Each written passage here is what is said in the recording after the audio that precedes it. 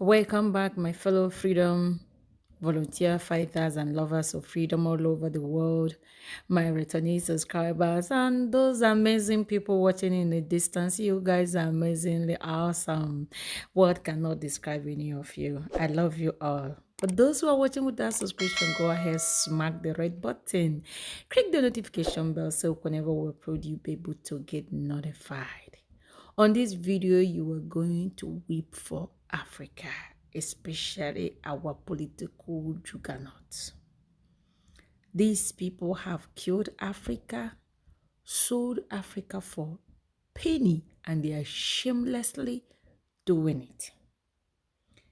The word of the Russia president, that of our brother from Ududuwa, and one other person that shows how we, the non-politicians, are being used. I want you to watch. The tragedy of Nigeria began in 1986 when we did the structural adjustment program. When we were persuaded to devalue our currency every week for 32 years. When I went to school, and many of you are here, the Naira was $1.50. The Naira was almost £1 sterling. They came here, persuaded some brilliant men from Harvard and the World Bank that weekly devaluation was wonderful. 32 years of devaluing your currency until we hit 527. And they were still telling us that the Naira was still overvalued. That brought poverty, misery upon us. Then interest rates went to 30%. So nobody could build a factory, start a farm, produce anything, or create jobs. Because every time you bring in a shipload of rice, you also bring in a shipload of unemployment. Because you are transferring your wealth to sustain other economies. Somehow, Nigerians didn't notice it. So we became a nation of importers. Toothpicks. Toothpicks. Each year it cost us $18 million. Importing toothpicks. Tomato paste, $400 million. So you talked about tomatoes now. One basket in town now is less than 2,000 naira. The farmers are losing money because the processors don't have enough funds to set up factories. They are going to do tomato paste. It's food-grade stainless steel. You can't just use anything because you'll be putting poison in people's stomachs. 2 factories have started off. I believe by the middle of next year, we can comfortably tell importers of tomato paste to stop. But when you do, you make enemies. Even the rice we're trying to reduce. We have enemies, heavy enemies, people who can kill if they have a chance, because you're spoiling their business. And let nobody take it lightly. These guys have seized this country's economy, they've taken us hostage, and they have no intention of giving up. Because this is a huge market, a very sweet market, and they have taken control. And I'm saying it because I have been in this business for 41 years and I can tell you some history. Abdullah Adamu is here. Import milk, sugar, toothpicks, toothpaste, handkerchiefs, pencils. We don't make. To cure Nigerians of that malady will take a while. It will take a strong government. That's the truth. And they are not happy that we're cutting down. When we cut down, they lose money there. So you see all sorts of publications. We're telling lies. We're not growing rice. We're trying to demoralize the local farmers and make sure that the economy fails. That's the story of imports. Now, for a news channel. Russian President Putin says Africa is a cemetery for Africans. Before you form an opinion, first let me read you the whole quote of what he said. Putin says, quote, Africa will never be independent. Africans believe in Europeans, Americans, Chinese more than themselves. They don't trust themselves at all.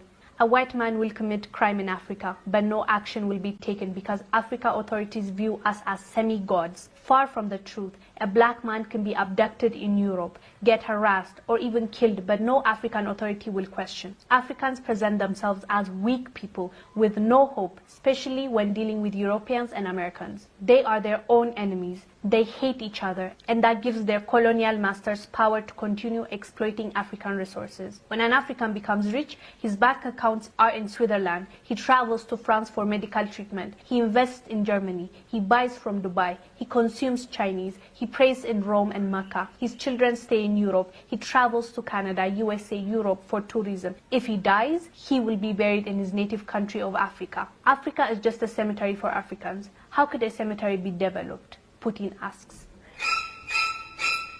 That's how it felt, really, hearing this from him. But let's be honest, let's have a real conversation. Is he really wrong? Is he telling the truth, or is he lying? Let's be honest with ourselves, Africans. It's time to really reflect. Let's see. Which statement he made is wrong? It sucks hearing this from another person. It sucks that somebody had a view about how we act, how we move, and said that about us publicly, and that's a leader of a nation, Russia. It's not really nice to hear that from another person. That's definitely his observation. He's entitled to his opinion, but let's talk about his opinion. Is it really wrong?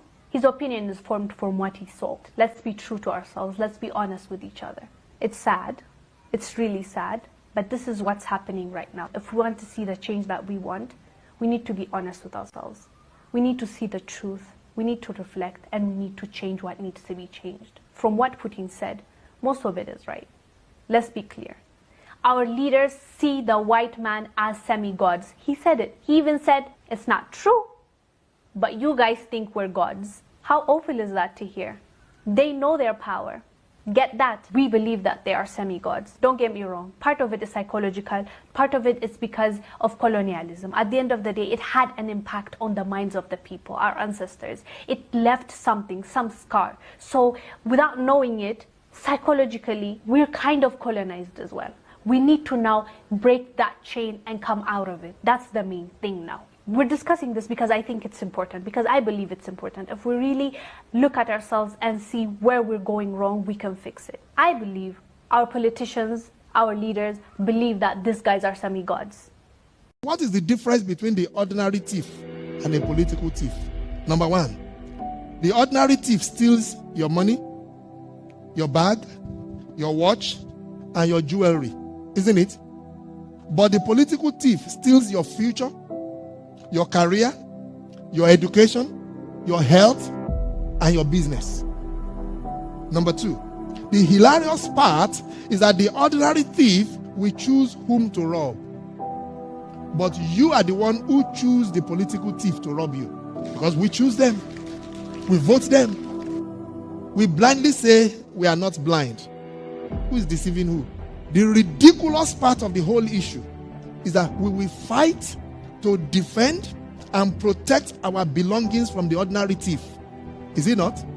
But we fight each other to defend and protect the political thief. Is that not what we do? Thugs will be fighting themselves to protect those that are stealing our career, stealing our joy, stealing our health, stealing our success. What a shame. What a travesty. It calls for us to think and think deep. The stage we are in as a country is not a stage where you become an onlooker. You have become an onlooker for too long. You must get ready to put your hands to the plow and be part of the process. It's not just about PVC, carry PVC. You must be in the kitchen where it is being determined. You must be there where the decisions are being made. If we are there in our numbers, they cannot outnumber us. But you leave it aloof. Oh, no, it's too dirty. It's a dirty game. And then the dirty guy is getting to the game of play. And you are there not showing up. And when they begin to make the decisions, you will know whether it's a dirty game or not. The result is always dirty on yours. Dirty on your health. Dirty on your business. Dirty on your success and your career. I hope that is stirring up something in you. Thank you, my amazing people. If the video interests you, go ahead, like, share,